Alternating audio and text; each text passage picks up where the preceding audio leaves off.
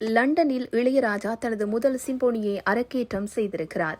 இலங்கை இந்திய நேரப்படி இன்றைய தினம் நள்ளிரவு 12:30 மணியளவில் ஆரம்பமான இந்த நிகழ்ச்சிதான் தற்போது அதிகம் பேசப்பட்டு வருகிறது.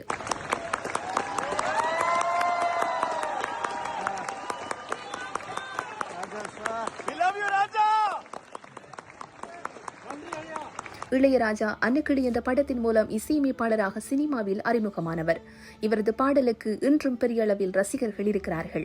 அந்த காலத்து ஆட்கள் முதல் இன்றைய இளைஞர்கள் வரை அனைவருக்குமே இவரின் பாடல் ஒரு மருந்து என்றே கூற முடியும். இவருடைய பாடல்களை கேட்டு தூங்கும் இளைஞர்கள் ஏராளம். ஒவ்வொரு பாடலும் ஒவ்வொரு கதை சொல்லும். அதுவும் இசை மூலமே நம்முடைய உணர்வுகளை மாற்றும் திறன் இவருடைய பாடல்களுக்கு இருக்கிறது. இளையராஜா 7000க்கும் அதிகமான பாடல்களுக்கு மேல் இசையமைத்திருக்கிறார். அதேபோன்று 20,000க்கும் அதிகமான இசை கச்சேரிகளையும் நடத்தியிருக்கிறார். ஆரம்ப காலகட்டங்களில் நாட்டுப்புற இசையை வெளிப்படுத்தி வந்த இளையராஜா பாவலர் பிரதர்ஸ் என்ற இசைக்குழுவில் இணைந்து 10 ஆண்டுகளில் தென்னிந்தியா முழுவதும் இசை நிகழ்ச்சிகளை நடத்தியிருக்கிறார். இவரின் பாடல்களுக்கு உலகம் முழுவதும் ரசிகர்கள் இருக்கிறார்கள் என்றே கூற வேண்டும்.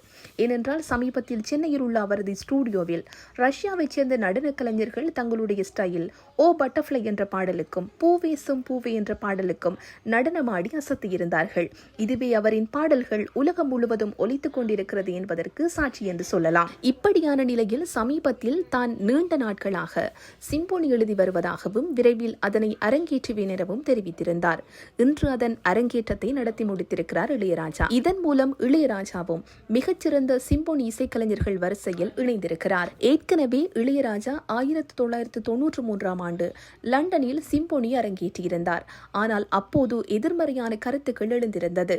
அது மிகவும் இந்திய தன்மையோடு இருந்ததாகவும் கூறப்பட்டது. ஆகையால் அவர் அந்த திட்டத்தை அப்படியே நிறுத்திவிட்டார். தற்போது மீண்டும் அதே லண்டன் நகரில் தனது சிம்போனியை அரங்கேற்றம் செய்ததோடு அதில் வெற்றியும் பெற்றிருக்கிறார் இசைஞானி இளையராஜா.